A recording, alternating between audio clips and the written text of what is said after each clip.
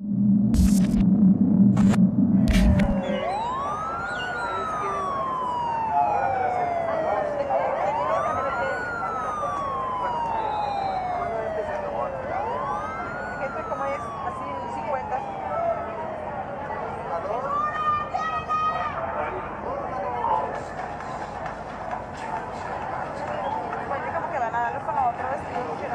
eso no es un globo. Mire, Ivancho, eso no es un globo.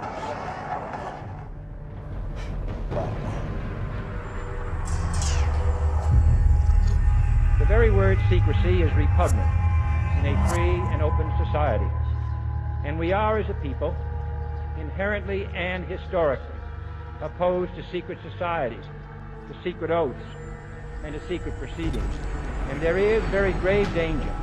Its preparations are concealed, not published. Its dissenters are silenced, not praised. That I do not intend to permit to the extent that it's in my control. But I am asking your help of informing and alerting the American people. I ain't here to massage you with a fake truth, telling you that Hillary gonna win over and over and over. Then you wake up, you still can't believe it. You know why? Because you was lied to by Google. You was lied to by Mark Zuckerberg. Mark Zuckerberg, you wanna call me now? Do I got the vision, Mark Zuckerberg? Was you wrong? When I said I was $53 million in debt and you didn't call me, was you wrong? You ate dinner. You asked my friend Anthony Schiller to have dinner with me. I told you about Donda.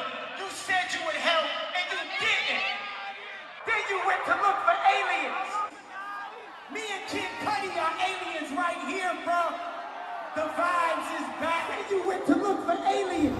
There are many who claim that unofficially, mankind has already made contact with aliens, and not just little microorganism floating around inside a massive alien ocean, but advanced space-faring civilizations.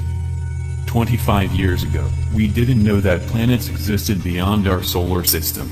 Today, we have confirmed the existence of over 3,400 exoplanets that orbit other suns. And we continue to make new discoveries. First of all, that I'm not a medical doctor. I'm an engineer. And so my part of it was designing the microchip, not interfacing it to the nervous system and this type of thing. But byproducts that came from that were other microchips that began being used in places like Chino Prison. Instead of an lesion in the brain, they were using a microchip for sex offenders and child molesters. Now, folks, this was a progression of things that happened. And as it moved along, the chips became more sophisticated, and at one point they determined that we can't use a flat chip that has to be surgically implanted. This won't work. We got into designing cylindrical architecture, got into designing stacked strata, and building a cylindrical chip. This microchip, in fact, my wife has got one in her purse. It's going to be difficult to pass it around to everybody in here. In some meetings we can do that. Here it would be a little difficult. But this microchip, very small, fits through, and I have a hypodermic needle. Now, right here in Spokane, or in Sacramento, you have been exposed to this in pets and this type of thing. We've been using it for brands. We've been using it for all kinds of things. There's a group called InfoPet down in Los Angeles that claims they can keep track of 1 billion pets to within 10 feet of where they're at. And so these things are here. The reason we're here and sharing with you tonight is that these things are real, folks. And we're moving to the positive identification of the microchip. Now, I'm going to kind of bunch some things together here, but one of the things that happened was we went out, we spent $1.5 million doing some research on places to put the microchip. We had determined this chip has 250,000 components, a little lithium battery built into it, and a charging circuit. It fits through a hypodermic needle, and one of the problems was you got to recharge this thing. You can't run in and change your battery like you do on your watch once a year, and so they've got to recharge this thing. And so we had a charging circuit built into it, and it was a charging circuit built on temperature change. We spent $1.5 million, between 1.2 and $1.5 million, trying to determine where the places on the body were that the temperature changed the most rapidly. They could have asked any mother All they'd had to do was ask her, because the places they came up with, and I've got the reports back on it, the places they came up with were just below the hairline, on the forehead and on the back of the right hand. 2 places in the body.